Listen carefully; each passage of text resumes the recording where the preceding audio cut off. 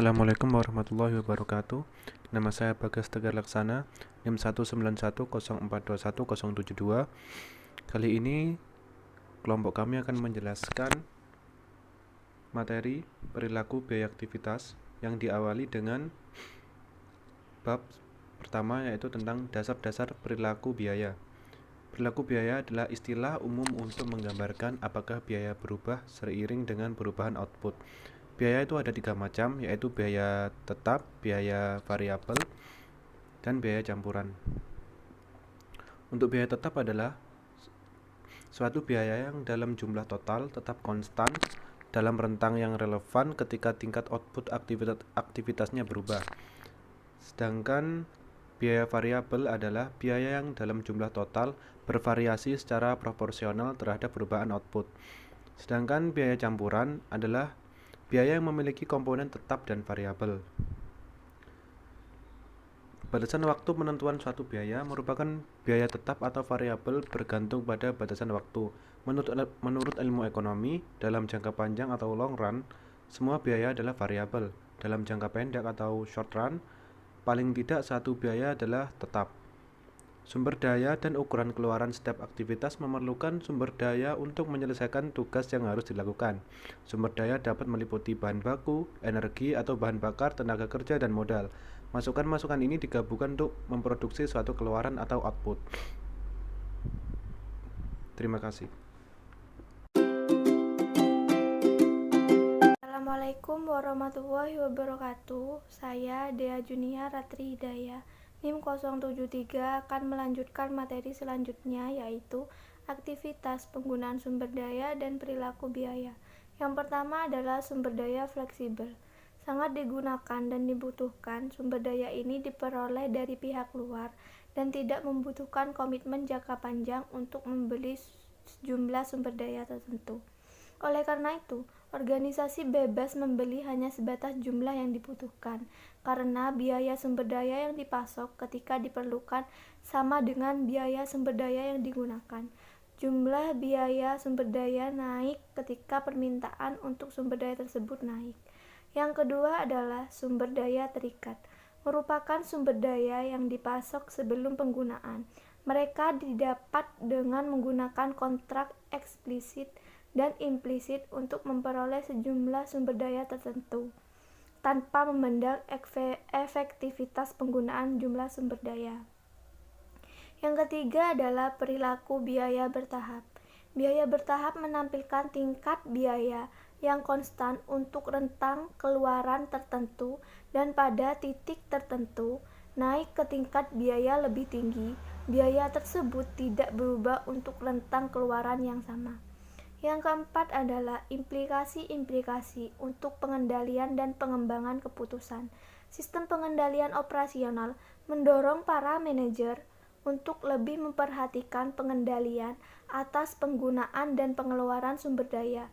Sistem pengendalian operasional yang didesain dengan baik akan memungkinkan para manajer untuk menilai perubahan permintaan sumber daya yang akan terjadi dari keputusan tentang bauran produk baru.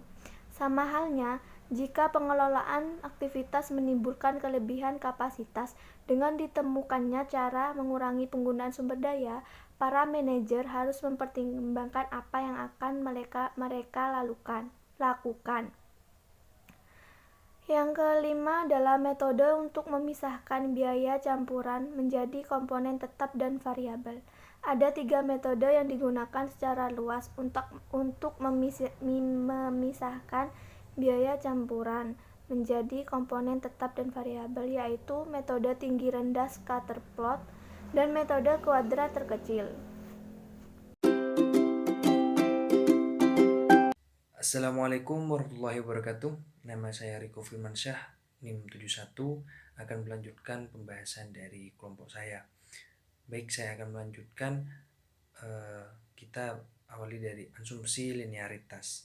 Definisi biaya variabel mengasumsikan hubungan linier antara biaya aktivitas dan penggerak aktivitas terkait.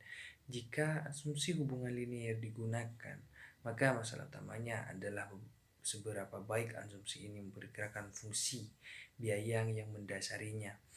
Berikut adalah rumus biaya. Jumlah biaya sama dengan biaya tetap ditambah dalam kurung biaya variabel per unit kali keluaran.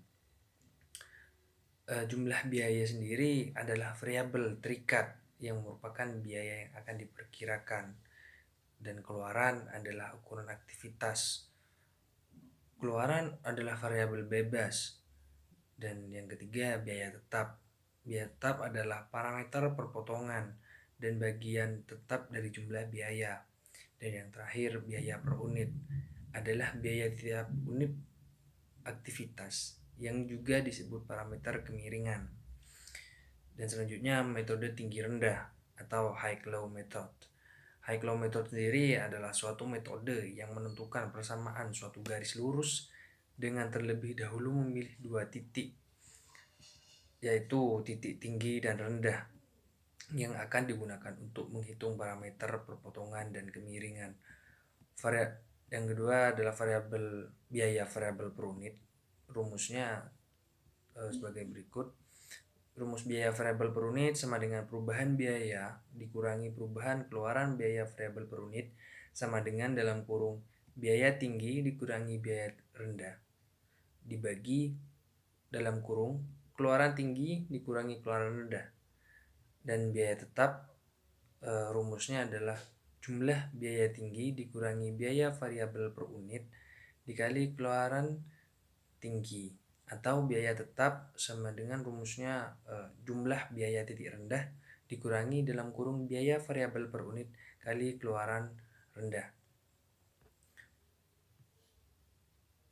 Dan selanjutnya adalah metode scatterplot.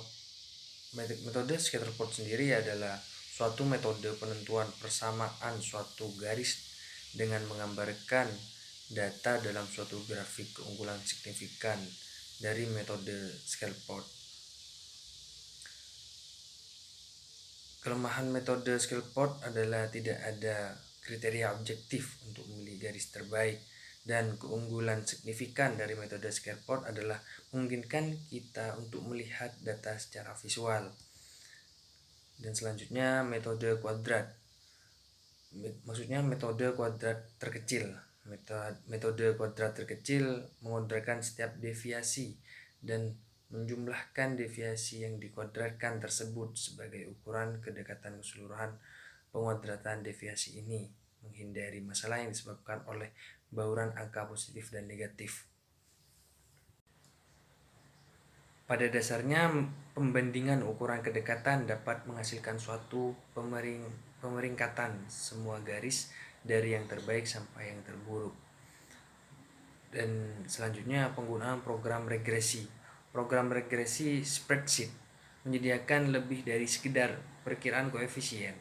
Program ini menyediakan informasi yang dapat digunakan untuk melihat kemungkinan persamaan biaya yang dapat dipercaya. Karena rumus biaya regresi adalah garis yang selalu sesuai, rumus ini seharusnya menghasilkan prediksi biaya yang lebih baik. Baik, sekian pembahasan dari saya. Apabila ada salah kata, mohon maaf. Wabillahi taufiq wal hidayah. Wassalamualaikum warahmatullahi wabarakatuh. Akan dilanjutkan oleh teman saya.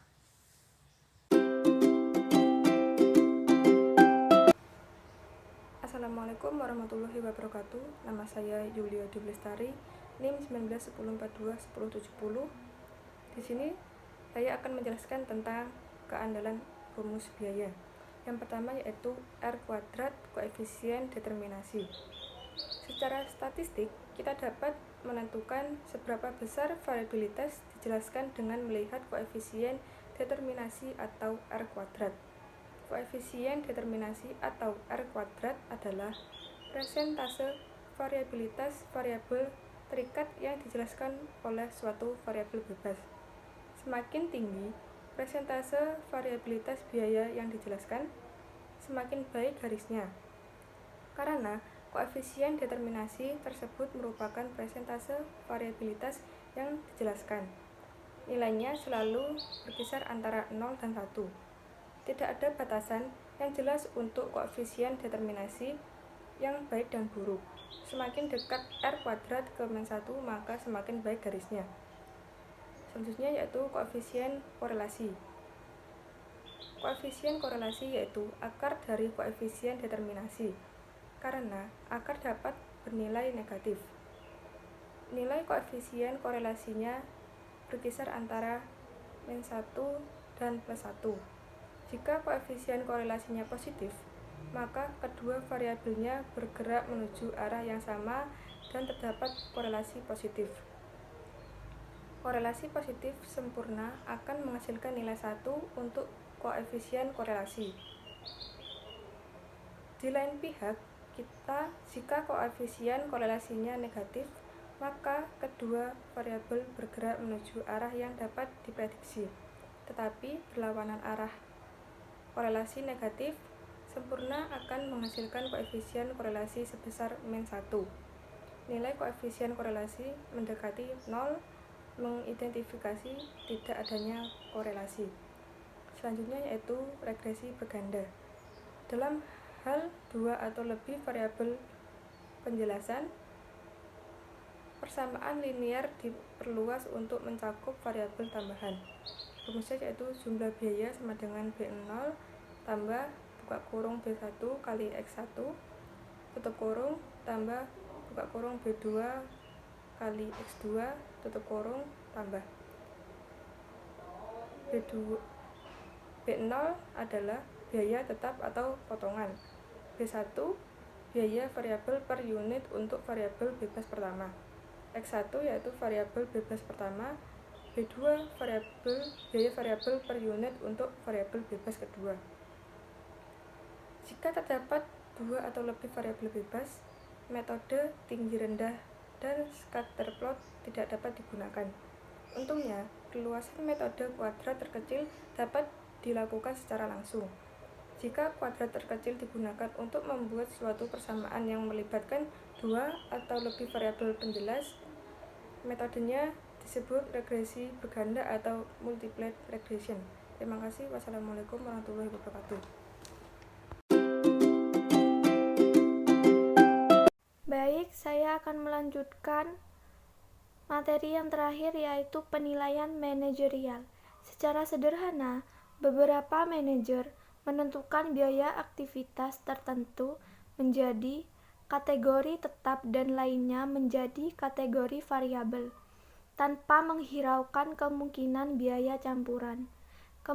Kemungkinan lain adalah manajemen mengidentifikasi biaya campuran dan membagi biaya-biaya ini ke dalam komponen tetap dan variabel dengan memutuskan bagian-bagian biaya yang merupakan biaya tetap dan variabel.